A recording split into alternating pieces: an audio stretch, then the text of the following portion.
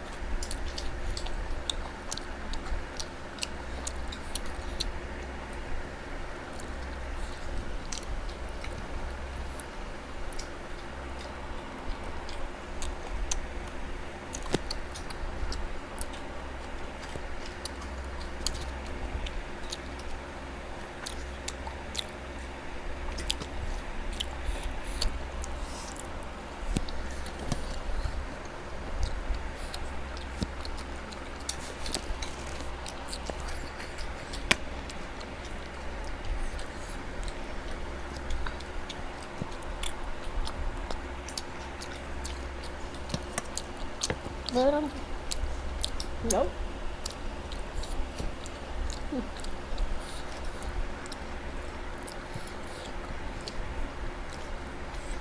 দেবে না না